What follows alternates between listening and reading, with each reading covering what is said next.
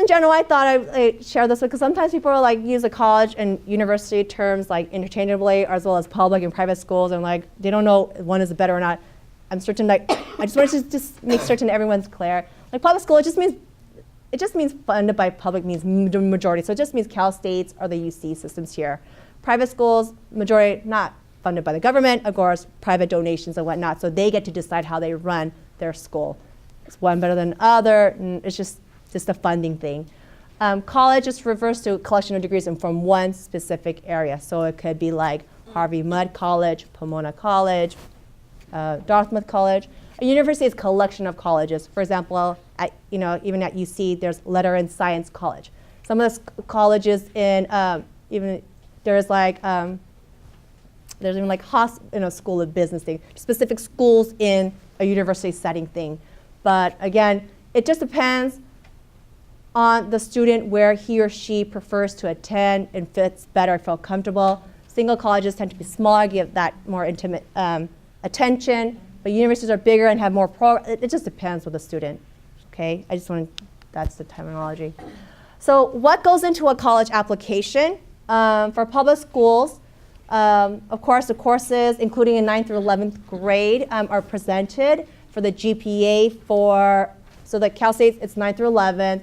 For the UCs, it's 10 and 11th, but the courses from 9th and 11th is all shown, as well as the 12th grade courses. The GPA is shown as unweighted, as well as weighted GPA. The HUG courses, these are courses that we talked about since 8th grade. The minimum courses that students need to pay, like for the A requirement is for history, the recommended is required is 2 years of history. B is like English, every student had to take 4 years of English, and so forth. Our students are on the track of, they meet the minimum eligibility. A lot of the candidates are meeting more than the minimum eligibility. We make certain that every year the grade level advisors are making certain they meet the A through G requirements. So that's not a concern to, something to be concerned about.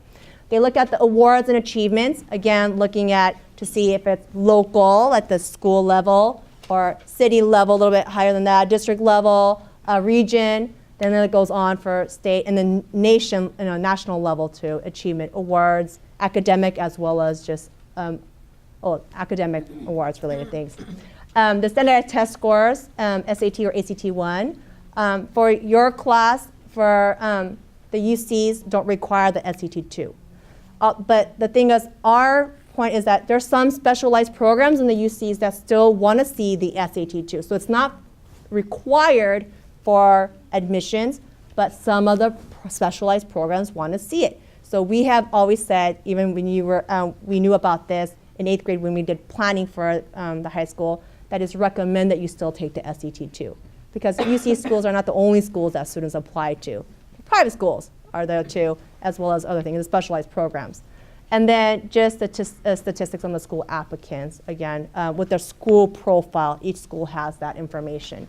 They also look at the activities. It's whole picture. It's not just the academic, but the activities.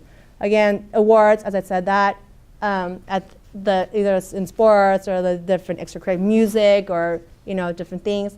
The leadership time and development, they're looking for the growth in the student. So over multiple years, have they shown, that they participated in for more than like 20 weeks out of the year, something like that. People see that they participate in special programs, like the RLP program or some hands-on work program, internships, and working. Working, if you get paid, that is taken into account too. And then as well as their personal statements too. So all that is looked at from the public school. And then there's this, I think, is any additional information, like something that we would never have known.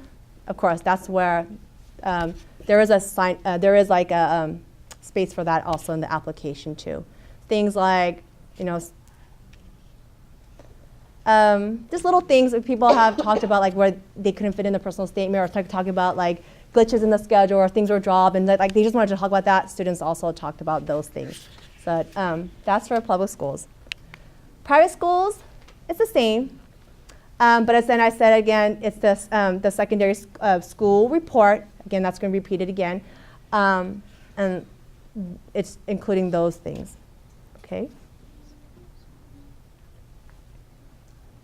So there is a form that the counselor fills out in addition to the letter of recommendation. It's a form similar that teachers also fill out too. The form, the common app, this is one portion of it. I just kind of like took a snapshot to look at it. And things that, rating on like academic achievement, extracurricular accomplishments, personal qualities and character. They're looking at, it says like, from like very good, excellent, outstanding to one of the top I've ever encountered in my career. That's what it says. And, rank it. And our feelings, students usually range as they're applying to schools from excellent, outstanding to one of the top. That's where it is. That's where I think. And then below, this is where it starts with a little letter rec. Are there any things, other comments can you give? And that's where we write the personal letters of recommendation. So I thought I would try to answer some of the frequently asked questions over the years that I've gotten from parents. They just asked how schools are evaluated. I told you that. And the type is like, people have been talking about comprehensive ranking. A lot of schools are going to holistic kind of view on scoring at looking all components, looking at a ranking. Private schools, they say they use the same holistic review, but again, because they're private schools, we don't really know. We can never understand or figure out why this student got in and this student didn't get. They're not at liberty to tell us why they took the student. We've had students too, like, who recruited for different things, for like music ability or athletic ability. It just happens. So that's private schools. Okay. There's also like parents and students have asked also in the past, how many times should a student really take their standardized test, like the SAT or ACT? There is no maximum number given out. One time definitely because all our schools require it. But I would say don't go beyond 3 times. Because I think I read somewhere that after 3 times, the average, your score is not going to increase dramatically better after that. The first time, whatever the lowest score is, it doesn't really improve after like 150 to 200 points. It's not worth it. There's so many different factors in evaluating students. So spending all those times just studying for the test and all those Saturdays, it's just too much time and frankly too much money too to just spend on the test. So, but I will say this to the students: if you had taken the SAT twice and you just feel like I'm not going to do better on that, I do recommend them to try the ACT.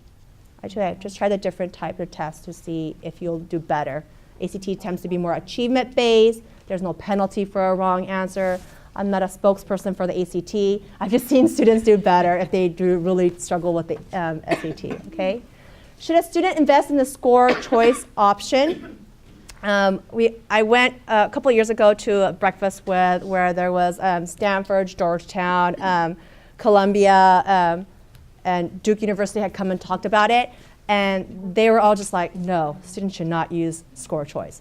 It just shows that students are financially just more privileged to hide certain scores or not scores. And what do they really have to hide, kind of thing. So, and really, honestly, when the rank, just percentage things come, I know the students feel better if they could select and do certain things, but honestly, even as I'm doing, because I had to read like 800 applications for UCLA, you're not sitting on each person's SAT thing. It's just like quickly move on. There's so much other things to look at. So I would say don't spend that time on the score choice option. Yes? What's the score choice option? Where in College Board, you get to highlight you took this test, but you don't want them to see that you taken the test before. You just want to show them that you've only taken this test one time or something, and that's the best. It doesn't reveal all of the times you attempted to take a test, or you could reveal which, that's basically it. It's another way for College Board to make money. Would they know if you use it or not? I don't know, and I didn't spend time trying to think about it, but that was their response. And I thought, well, they don't really care, but they want to say that they just want to, be economically try to be fair to all the student applicants. I just feel like, honestly, even as I was reading, you don't spend the time on it. You just look for the best score, which is what most schools do anyways. from each of the section you take the best score and then Yeah, so I just, And then there's a question, this is the very, very important question. How many colleges did a student apply to? this has always been our suggestion, I think. When I look back at all the previous like notes from the other grade level advisors do, it's been around just about like, let's say, about 5, 6 schools